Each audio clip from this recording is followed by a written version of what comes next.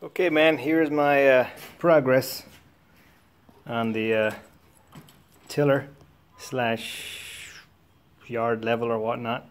It's not quite done yet, but as you can see, I got pretty much like a proof of concept. Got the electrics hooked up.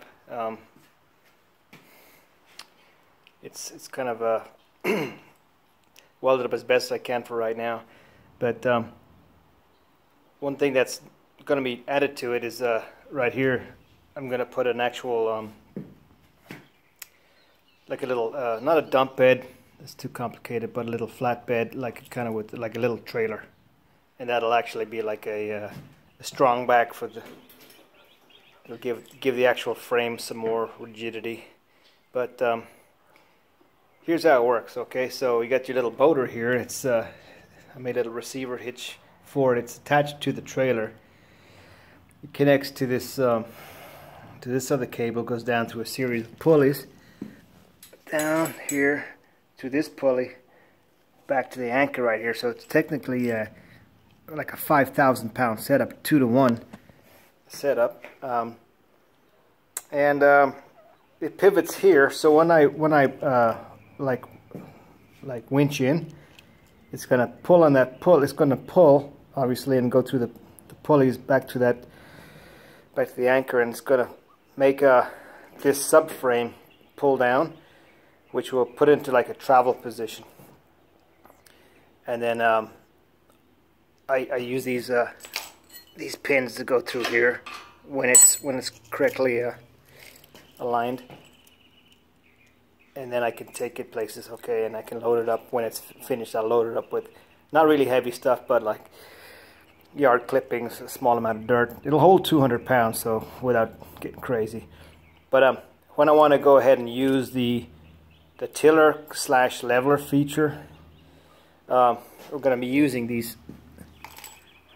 this first one is obviously like a rake, and then this one back here will be the like a blade. So right now it's, if you notice, there's three holes here. It's in the lowest hole, which means it's the rake is at its lowest position. When I want to, I can move the rake up into like a medium position. So right now it's like rake only, and the medium position, the next one up, would be rake and dozer blade, and then the third one would be dozer blade only. All controlled pretty much by the winch, which will allow me to jack the whole thing up, get the weight off the put the weight on the wheels, because right now the wheels are, the wheels are pretty much just doing nothing. But yeah, so that's pretty much it, man. I'll give you a quick demonstration. This is a $69 winch. It's a little ATV winch, and so far I'm pretty impressed. So all you got to do is hold this for 3 seconds until you see a green light, then you're ready to go. And then I'll hit retract. I'll see if I can get you a better shot here. I'll hit retract on the winch. Bang. So now what I can do, I could put into a travel position, by lining up these pins here. It's kind of tricky, but you get the idea. And then if I wanted to, right now I could pull the pins out and adjust the rake on the back. And so the great thing is, I think all the geometry kind of pretty much works. But so